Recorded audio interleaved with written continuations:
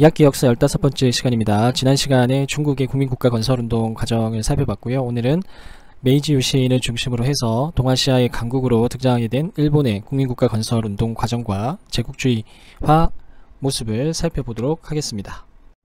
학습 목표입니다. 메이지 유신을 중심으로 해서 빠른 속도로 근대 국민국가를 건설했었던 일본의 모습을 설명할 수 있고, 이후에 동아시아 침략 과정 속에서 제국주의화 되어져 가는 일본, 그리고 그 영향하에서의 동아시아의 모습들을 살펴보도록 하겠습니다.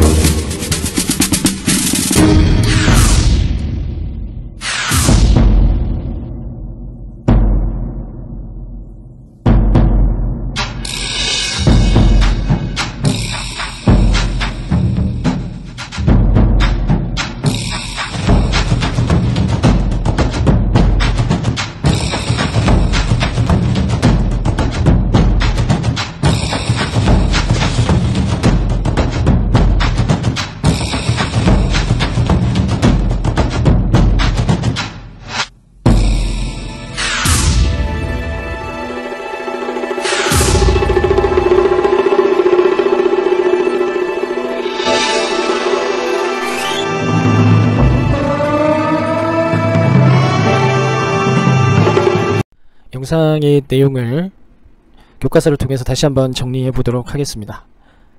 일본의 근대국가 건설 과정에서 메이지 유신은 굉장히 중요한 터닝 포인트였었는데요. 우리 앞에서 배웠던 내용을 떠올려 보면 일본은 1854년 미일 화친 조약을 체결하게 됩니다. 그리고 4년 뒤에 미일 수호 통상 조약을 체결하게 되죠. 미국과의 최초의 조약이었지만 불평등 요소가 굉장히 강했었고요. 이러한 불평등 요소는 일본 내부의 불만을 촉발하고 야기시킵니다. 문제는 이러한 조약을 추진하는 과정에서 천황의 동의가 없었다는 것이었고요. 막부의 독자적인 움직임에 의해서 진행이 됐다는 겁니다. 이러한 판단에 대한 비판들이 하나둘 생겨나기 시작하면서 천황을 중심으로 해서 막부를 공격하는 사회적 움직임들이 나타나게 되는데요. 주요한 배경 중에 하나, 개항 이후에 에도 막부의 권위가 추락하게 되면서 막부를 공격하는 사회적 여론이 형성되게 됩니다. 특히 이 시기 하급 무사들을 중심으로 해서 선진 문물에 대한 호기심, 그리고 새로운 사회에 대한 변화의 의지가 강했던 사람들을 중심으로 해서 존왕양이 운동이 전개가 됩니다. 존왕양이의 핵심은 왕을 존중하고 오랑캐를 물리친다는 뜻이고요. 그 왕은 일본에서는 천황이 되겠죠. 그리고 양이는 외세를 지칭하게 되는 겁니다. 1868년에 메이지 유신을 통해서 존왕양이 운동을 이끌었던 젊은 하급 무사들은 천황을 중심으로 해서 새로운 정부를 구성하게 되는데요. 에도 막부가 천황에게 통치권을 반환하게 되면서 드디어 새로운 시대를 열게 됩니다. 천황 중심의 새로운 정부, 메이지 정부가 시작이 되고요. 메이지 정부에서 추진했었던 근대적 개혁의 내용을 조금 더 구체적으로 살펴보도록 하겠습니다. 정부는 부국강경을 목표로 적극적으로 서양 문물을 수용하는 문명개화 정책을 추진합니다. 에도를 도쿄로 개명해 수도로 삼고 다이묘가 통치하던 번들을 통폐합해 현을 설치한 후 중앙정부가 직접 관리를 파견하는 폐번치현을 단행합니다. 또한 서양식 교육제도와 의무교육을 도입하고 미국과 유럽의 사절단을 파견해 근대 문물을 수용합니다. 이들을 가리켜 이와쿠라 사절단이라 하는데 핵심 관리의 절반에 달하는 인원을 2년간 파견했다고 합니다. 또한 신분제를 폐지하고 징병제를 시행해 근대적 군대를 육성하고 중앙정부가 일괄적으로 토지세를 징수하는 납세 제도를 확립해 재정 기반을 마련합니다. 이처럼 메이지 정부는 강력한 중앙집권 체제를 확립하고 철도 부설과 은행 설립, 상공업 육성 등에 힘을 기울입니다. 이러한 노력의 결과로 19세기 말 일본은 근대 자본주의 경제체제에 진입합니다. 한편 근대적 제도들을 시행하면서 서양식 입헌제도 도입을 요구하는 자유민권운동이 전개됩니다. 정부는 일본 제국 헌법을 제정해 입헌제에 기반을 둔 국가의 모습을 갖추지만 자유민권운동을 탄압하고 천황에게 정치 권한과 군 통수권을 주며 절대 권력을 부여합니다. 메이지 정부는 전통적인 신도를 국교로 삼아 천황에 대한 충성과 배타적 민족주의를 강요하면서 동아시아 침략에 나섭니다. 이는 근대화 정책이 낳은 모순과 불만을 해소하고 자본주의를 발전시켜 해외 시장을 확보하기 위해서였습니다. 메이지 유신을 통해 강력해진 일본은 예전 임진왜란 때 그랬던 것처럼 동아시아를 정복하겠다는 야욕을 품기 시작합니다. 일본은 메이지 유신의 성과에도 불구하고 개혁에 대한 반발이 많았습니다. 농민들에게 새로운 병역제도와 교육제도는 큰 부담이 되었고 무사들도 징병제로 인해 특권을 상실하자 각지에서 반란을 일으킵니다. 정부는 이러한 국내의 불만을 해외로 돌리고 규모가 작은 국내 시장의 한계를 극복하기 위해 대외 진출을 시도합니다. 그리고 임진왜란 때 그랬던 것처럼 조선을 정벌해야 한다는 정한론이 제기됩니다. 대외 팽창을 마음먹은 일본은 아이누족이 살던 홋카이도를 정벌한 후 러시아와의 조약으로 쿠릴 열도를 차지합니다. 그리고 자신들이 미국에 당했던 것처럼 운요호 사건을 통해 1876년 조선과 강화도 조약을 맺습니다. 또한 류큐 왕국을 합병해 오키나와 현으로 만들고 타이완을 침공하는 등 본격적으로 동아시아를 손에 넣으려는 야욕을 내비칩니다. 메이지 정부의 개혁은 동아시아 개혁에 있어서 중요한 성공 모델로서 영향을 미치게 되는데요. 조선에서도 메이지 정부의 개혁을 모델로 해서 조선을 개혁하려는 움직임들이 여러 차례 등장하게 됩니다. 중국에서도 마찬가지고요. 그렇기 때문에 메이지 정부의 개혁의 과정들을 기억해두는 건 매우 중요한 요소 중에 하나입니다. 달리 이야기하면 시험에서도 꽤 중요하게 등장할 수 있다는 거죠. 정치적인 측면에서 보면 일본은 에도막부 시대 때 봉건제적인 질서가 어느 정도 나타나게 됩니다. 달리 이야기하면 각 지역이 독립적으로 자기 지역을 운영하고 있었고요. 그걸 상징하는 곳이 번이었습니다. 이러한 번을 폐지하고 중앙집권 체제 하에 상징이라고 할 수 있는 지방제도 현을 설치하게 되죠. 그리고 공무원을 직접 파견해서 관리하게 됩니다. 이는 강력한 천황 중심의 중앙집권 체제를 확립하겠다는 의지이고요. 근대 국가에서 중요한 질서라고도 볼 수 있습니다. 경제적인 측면에서는 근대적 산업 육성을 위해서 다양한 근대적 문물, 제도 등을 수용을 했었고요. 평등사회의 기본 틀, 즉 신분제도를 폐지하고 근대사회로의 전환을 모색하게 됩니다. 대외관계 측면에서는 이와쿠라 사절단을 파견하게 되는데요. 이와쿠라 사절단은 별표를 쳐서 기억을 해둡니다. 서양 문물을 시찰을 해서 새로운 지식과 새로운 변화를 이끌어갈 젊은 세대들을 키워냈던 사절단이기도 했고요. 1854년부터 맺어졌던 서양과의 조약을 개정함으로써 일본이 조금 더 나은 조건에서 국제사회에서 활동할 수 있는 과정을 만들었던 사람들이기도 합니다. 그리고 향후 일본 역사를 이끌어가는 매우 중요한 인물들이 성장하게 됐던 과정이기도 하죠. 메이지 정부의 개혁의 내용을 조금 더 살펴보도록 하겠습니다. 국민국가를 건설하는 과정에서 몇 가지 입장 차이가 나타나게 되는데요. 이와쿠라 사절단에서 서양의 여러 나라의 근대 모습들을 살펴봤을 거고요. 그 모습은 조금 차이가 있었습니다. 독일과 같이 아주 강력한 왕권을 중심으로 한 중앙집권 체제를 구축한 나라도 있었을 거고요. 의회를 중심으로 해서 입헌군주제, 그리고 나아가서는 심내 권력이 훨씬 더 강력하게 발휘되고 있는 국가들의 모습들도 살펴보고 왔을 겁니다.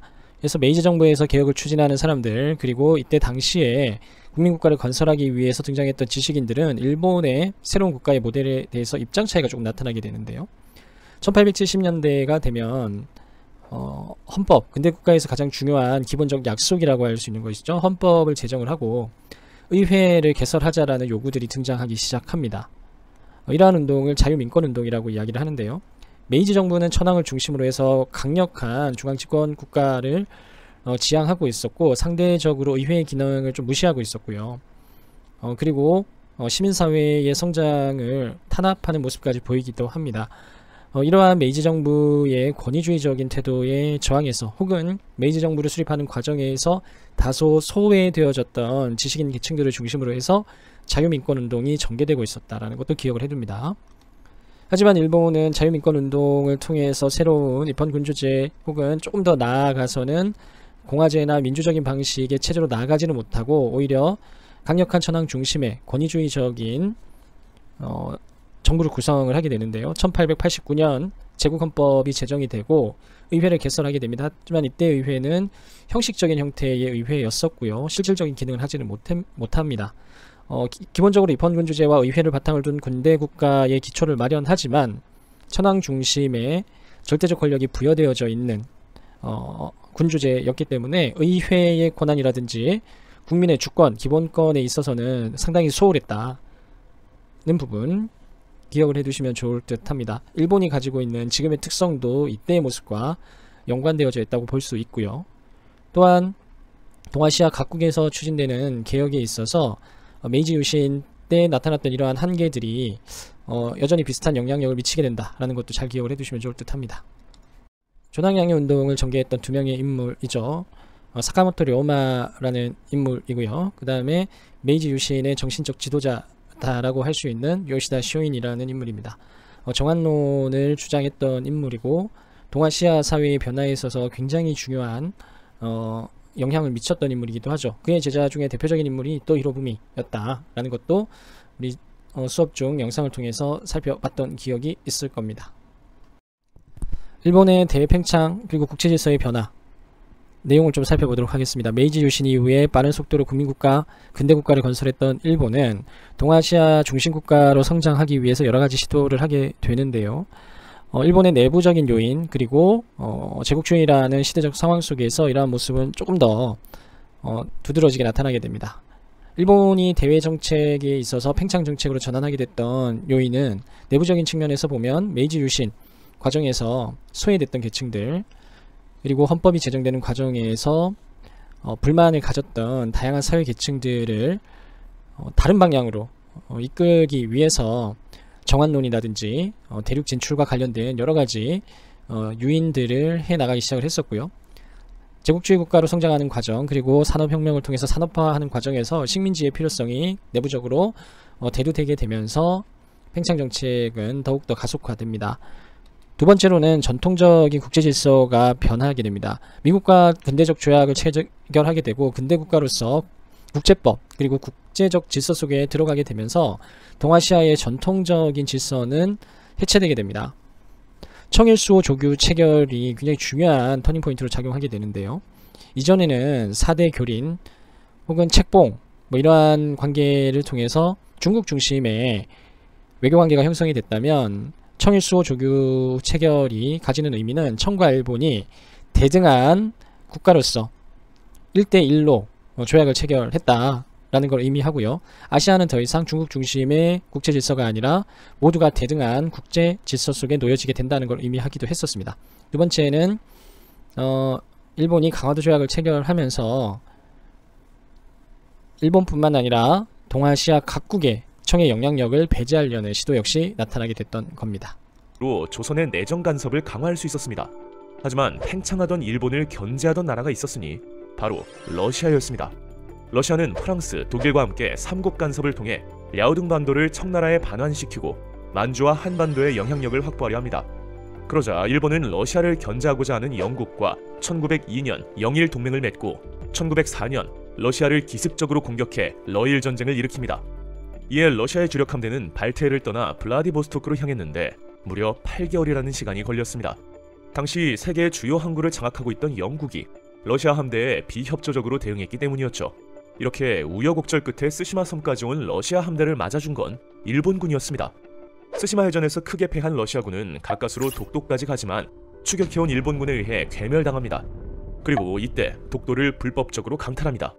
승기를 잡은 일본은 미국의 중재로 러시아와 포츠머스 조약을 맺고 홋카이도 북쪽에 위치한 북위 50도 이남의 사할린섬 영토를 할양받습니다.